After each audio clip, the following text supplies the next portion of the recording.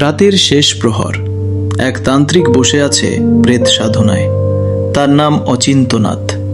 সে জানে না আজকের রাত তার জীবনের শেষ শান্ত রাত। ও ভূত প্রেত বিনাশিনে নমঃ। ও হর হর মহাদেব। তুই ডাকছিস? আমি এসেছি। আমি তোকে বশ করতে এসেছি।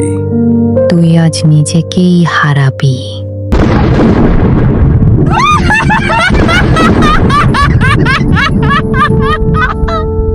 কাল রাতে ওই সাধনা আবার করলে, ঘুমাতে পারিনি। আর কিছু সময়, একটাবার শুধু শক্তি পেলে সব বদলে যাবে, তারপর শুধু শান্তি। মা, তোমার পেছনে ওই দিদিটাকে? কোথায় বিধি? এখনই তো তোমার পিছনে ছিল, কোথায় চলে গেল? সত্যি আমি কিন্তু কিছু বুঝতে পারছি না, এসব কি হচ্ছে?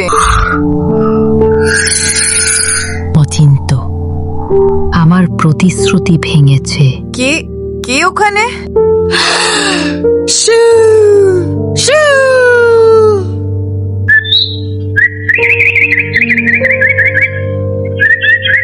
সেই রাত থেকে অচিন্তর পরিবারে শুরু হয় অদ্ভুত সব ঘটনা।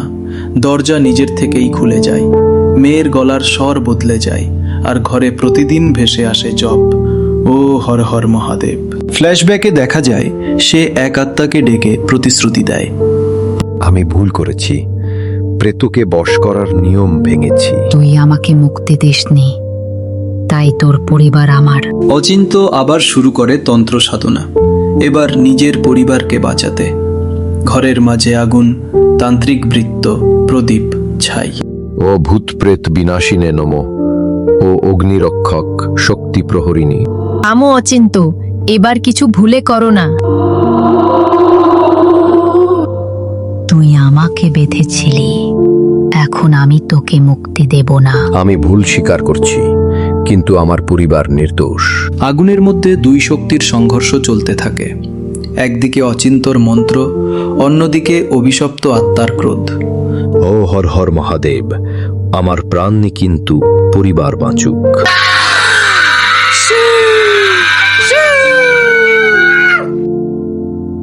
সকাল, মণিমালা, তিথি, সুবীর বসে আছে উঠোনে। বাড়ি শান্ত, বাতাসে কেবল এক মৃদু মন্ত্র ভাসছে। অচিন্ত তান্ত্রিক নিজের প্রাণ দিয়ে পরিবারকে রক্ষা করল, কিন্তু আজও মধ্যরাতে ওই বাড়ির পাশ দিয়ে গেলে শোনা যায়, ভূত প্রেত বিনাশিনে নমঃ।